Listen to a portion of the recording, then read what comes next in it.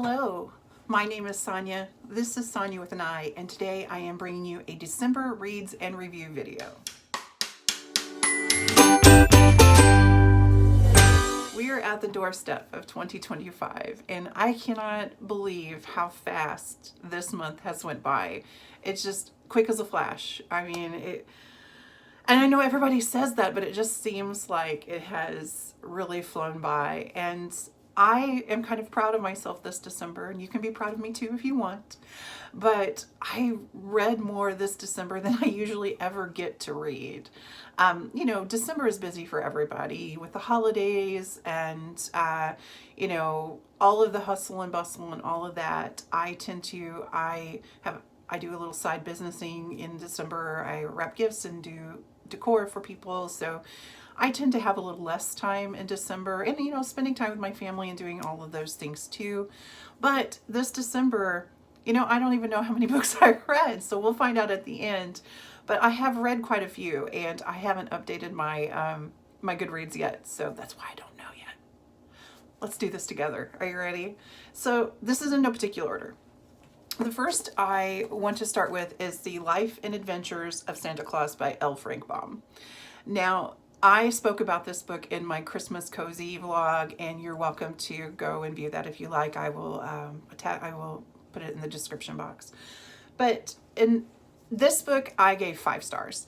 And this has all the creativity and the imagination that Frank Baum brings to the game. And it is his origin story. It tells how Santa Claus came to be. And it's short. It has this it's whimsical. It has fairies and pixies and all of these different, I'm telling you, this was 5 stars for me. I loved it. I probably will read this again next year. Wonderful book. The audiobook is incredible too. I listened to it as well. The next was a Christmas gift that I got from my cousin Fiona in Scotland. Fiona is from Reads and Eats. Check her out if you have not. But it was Christmas Under a Cranberry Sky, the perfect romance to curl up by the fire with by Holly Martin. And I love this cover. I enjoyed this. The scenery was delightful. The people in it were delightful. I loved everything about this. The romance was romance. It's not really my thing, but I think it was enjoyable. It was a little bit spicy in some places, but I enjoyed this. I spoke more about this in the other video as well. I haven't rated this yet. I think 3.5 stars for me. Atmosphere, 5 stars for sure. Beautiful cover too. Thank you, Cousin Fiona. The next book I read was Great Illustrated Classics Christmas Bedtime Stories. This is just a collection of stories. This is from 1992. I found this book at a library sale, and it has just a collection of little short stories, and it was so cute. I'm not really going to rate this because it's short stories, and some of them I liked more than others. It's just like a little great bedtime read. I really have liked some of these stories, and I like short stories. I like something that I can start and end in the same sitting, and I don't really read them enough, and I don't really talk of them enough, because there are some short stories I read and I don't really share on the channel because I don't really have a lot to talk about when they're 10 pages long. I pretty much just summarize the story, and then you may not want to read it. But this is really darling, a little retro book. Thought it was so cute. If I gave the book a rating, I would say that it's 4 stars, like a whole rating. It's just enjoyable. It's not great literature, but it's just enjoyable. So cute. I read Charles Dickens, the Christmas Carol. I loved it. I wanted to get to some of the other stories in here, and I might still. I am a seasonal reader and a mood reader, but Christmas to me is a season and not a day, and to me I'm still in that season, so I might end up picking this up and still continuing to read it. We shall see. I also read, of course, Charles Dickens is 5 stars for me. I also read The Wizard of Oz by L. Frank Baum. So I got into this Wizard of Oz thing. I have several Wizard of Oz ornaments on my Christmas tree, and so from Thanksgiving to Christmas, that like time in between, it just reminds me of the Wizard of Oz. It was on television, usually on Thanksgiving Day when I was a child. I would watch it with my grandmother. So I wanted to pick this up. Also, the movie, Wicked, the movie coming out. I don't know, it's just put me in the mood for it. It set it in my sights. I read this and did not realize how very different this book is from the movie. I love the movie. I adore the movie. It is a childhood favorite. It is an adult favorite. I love it. I really enjoyed the book as well. There are some violent parts in the movie too, I guess, but in the books, like I'm just kind of like, ooh, I don't remember reading that, because I did read this as a younger person. I did enjoy it. I haven't rated it yet because I'm still kind of thinking and I'm 4 stars maybe. I'm thinking 4.5 stars. Really good though, so imaginative, so creative. Like I said, it's very different from the movie in so many ways, but still just delightful. And I mean, this cover is so cute. I don't know if you've ever seen one of these. This is a companion library book. So on this side, it's The Wizard of Oz, and then on this side is The Jungle Book. And I have several of these. I believe they're from the 1970s. Actually, I think it's from the 1960s. I think they're darling, so cute. But this book was incredible. And the next one I'm going to talk about, I'm so excited to talk about this. I'm gonna need a little caffeine courage because I want to talk about so many things. So the next one I want to talk about, I have been reading this book all year. I started it in the spring, so I started it in March, I believe, and I have found a new favorite author. Dun, dun, dun, dun. Gladys Taylor's Still Meadow Sampler. If you have watched my channel, you have heard me talk about this book so many times, I'm sure. Talk about this author so many times. And y'all, I'm not going to stop. I don't know how to explain her. I've said this before. She is like if I sat down and got a wonderful warm beverage, sat at the Formica table with my granny, and just had conversations about nature and the world, and I am in love with it. So let me tell you a little bit about Gladys Taylor. Gladys Taylor's, this is nonfiction. Like, who am I? I don't read nonfiction. I have to read nonfiction for work. That's why I don't choose to read nonfiction for, enjoyment. This is nonfiction. This is a memoir of her just daily occurrences on Still Meadow Farm in Connecticut by a retired English teacher, and it's just so delightful. I mean, how could you not want to sit and listen to this lady tell stories? I mean, come on. It starts off in April and it starts off in springtime, March, April, and then it goes until winter. And I'm telling you, some of the quotes and some of the, I have thoughts. Do you see all these thoughts I have? She talks about some of her author friends, like Hal Borland, which I read a Hal Borland book because of that. She talks about several of her author friends that I have tabbed, and I plan to go back and read their books. She raises Cocker Spaniels, and she talks about her dogs. She talks about life. She's funny. She is so humorous. I could sit here and pick out quotes that just made me chuckle and giggle. She talks about the party line and how, when you listen on the party line, you're not being nosy. You're just concerned for your neighbor. I mean, I have giggled and laughed and teared up a little bit and felt nostalgic and just craved being back at this time in the world. But what makes me connect so much is the things, her worries, because she talks about the things that she's worried about. Her worries and concerns are very similar to the ones that we still have in this world. Politics, war, people, alcohol abuse, all, drug abuse. I mean, it's all, she has those concerns too, and they're very real. She talks about how teachers and the lack of pay for teachers and, and this book was written, I'm going to have to put my eyeballs on here. So this book was written, I believe, I want to say 1945, but I may be wrong. So let me check and see that. I'm sorry. This book is written in 1950. So this was an account, her 1949, I'm guessing. You know, she talks about her family. She talks about, you know, in the springtime, like all of the flowers. If you're a garden person, you're going to love this. The flowers, the flora, the fauna, the things that she plants, the fun and adventures in the summertime, and how the environment, her farm changes in the summer and the fall and I read these per season. So and it was an immersive experience. You know, I was experiencing the same thing seasonally as she was. And it was just absolutely the most darling and lovely thing. And I do want to read, I have something that I marked here that I want to read. This is just some of her, like an example of her writing. She says, what does mankind need? A chance to work, to love, to have children, and to make some friends, to enjoy an uncluttered sky with only sun, moon, and stars and clouds in it. It would not seem too much to ask that the peoples of the world should live out their appointed time without being bomb bait. And it is difficult for me to understand why countries with surplus food cannot share with countries where children die of starvation. If it is all due to it is all due with economics, which I never studied, but in our small community, those in need get helped by those who have what is needed. And despite transportation problems, I would feel this might extend into larger areas and to other countries.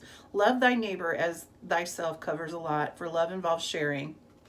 And she continues to talk about there's nothing wrong with the world that a sensible woman could not settle in an afternoon, which made me laugh. See, it's just like she has this real concern, and then she throws in something like this that just kind of makes you giggle. I'm telling you, I love her. I love her. I love her so much.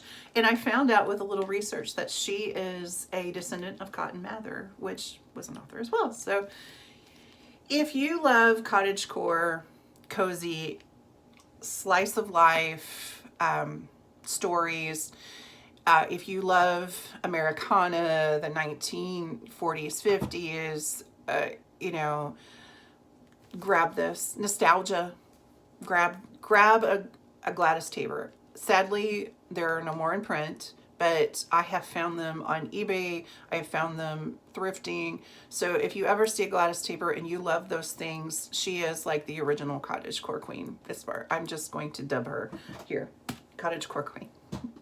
Now that I have rambled on about how much I love Gladys Taber, I have a few other books that I've read too. Another book that I read this in December was Murder, She Wrote, A Killer Christmas. I always try to grab a Murder, She Wrote book for any seasonal time. You do not have to read these in order, I don't believe. And I really enjoyed this one. I am going to have to put my glasses on to remember what this was. So it is by Jessica Fletcher, Terry Farley Moran. And it's Christmas in Cabot Cove. And I only read the Cabot Cove books because to me Cabot Cove is part of the characterization in these stories. But there is a business tycoon comes and is trying to sell this to buy this property, this old farm. It's like an old homestead, and one of the family members of the homestead who's been missing for years and declared dead comes back, doesn't want them to sell, and then there is someone who's involved passes away, and of course Jessica Sauls is on the case. This is number 59 in the Murder, She Wrote series. I gave this one 4 stars. I did really enjoy it. It was a little closer to 3.5 because one of the things I love about Murder, She Wrote, and it's not the writer, so but I love to read the older ones that are more in the 80s and 90s because I visualize the TV show. And in this one, it's more modern. Like they have cell phones and things. And it didn't take away from the story for me, but that was my one little, like, I didn't enjoy this one as much as I did the other one that was much older. So I really did enjoy it. I love the Murder, She Wrote, Jessica Fletcher. I love all that business. So fantastic.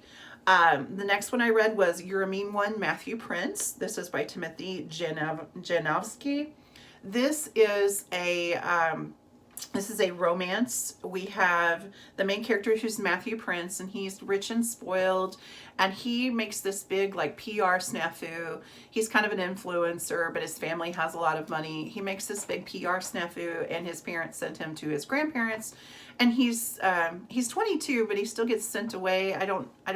To me, I mean, at 22, I was like, I was living on my own. My parents weren't, but you know, he gets sent away to live with his grandparents, and his grandparents are also having a college student live with them as well. His name is Hector, and it's kind of a prince and a pauper love story. I have never read a male interest, male love story, and you know, I enjoyed a lot of this. It's very cute.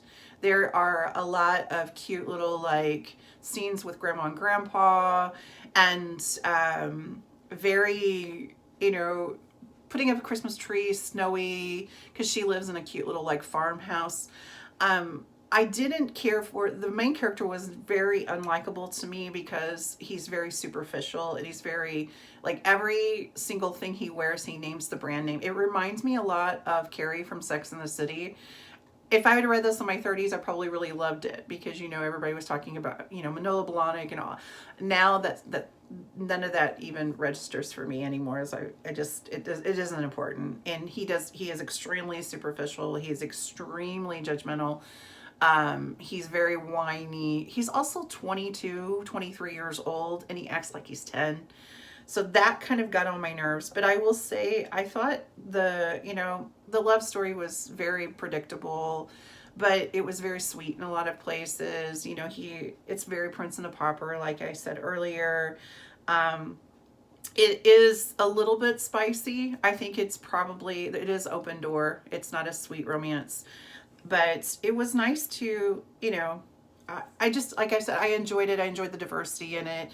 I enjoyed the atmosphere. I would say they did play on the Grinch, you know, that, you know, even in the tagline, it says the prince's heart grew 3 sizes this year, you know, and that was one of the reasons I picked it up. That and the fact that it was, you know, a little bit of a different romance than I've ever read. I probably gave this 2.5 stars. Like I said, the main character really kind of got on my nerves. There was a lot of repetition of dude. The love interest Hector called him dude constantly, and I'm like, okay, I feel like I'm too old to read this book. It's like, oh my gosh, please call him by his name or something else. It was like 80 something times that he said dude, and it just, that part just, the story was cute. Atmosphere was cute. I love the grandma. You know, like 2.53 stars. I tackled 2 romances in December. Like, who am I? Romance and nonfiction. The next one that I read was part of the Vicki Delaney Year-Round Christmas Town, Dying in a Winter Wonderland. This is number 5 in the series. And I'm not going to get into a lot of details with this because it is number 5. If you've never read the series, I don't want to spoil it. But it takes place in Rudolph, New York. The main character's name is Mary. She moves back there after working for a style vlog in New York, Manhattan. She opens her own little store called Santa Claus's Treasures, and her parents live there. Her name is Mary, her sister's name is Carol, her brother's name is Chris, her dad's name is Noel. It's very Christmassy. It is Christmas with Christmas and Christmas. I really, really enjoy this series, and I read part 5, which is Dying in a Winter Wonderland. I also read part 6, which is Have Yourself a Deadly Little Christmas. And I believe in November I read Silent Night, Deadly Night. So I've read 3 in this series for Christmas. And the next one is also Christmas, but I kind of put a stop to it. I wanted to binge the whole series. But the newest one takes place in Easter. So I may read the Easter one and then go back, because now that it's established, I feel like you can maybe skip around in it a little bit. But I would suggest reading the first two books in order, just because there's some things that happen. It's one of the reasons I'm not talking a lot about it. I don't want to spoil. So it's a great series. I would say as a whole, this is a 4-star series for me. I really enjoy it.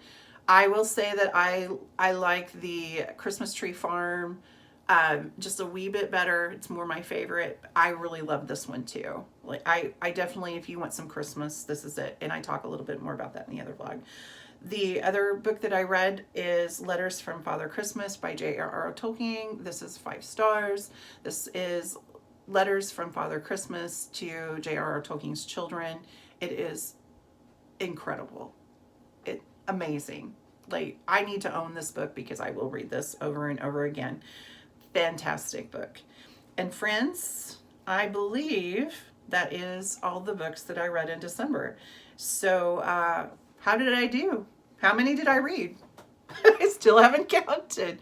I had a wonderful time reading. Thank you so much. What did you read in December? Did you stick with Christmas books? Did you go off the Christmas cycle a little bit, or any other holiday books? I know there was a Hanukkah book that I really wanted to read and I just didn't get to this year. Did you read one of those? Let me know in the comments below. How was your December reads? I would love to hear that.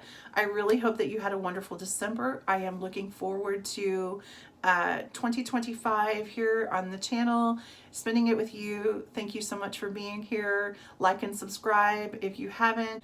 You make the world a better place just by being a part of it. I appreciate you. I thank you. And until next time, happy reading. Goodbye now.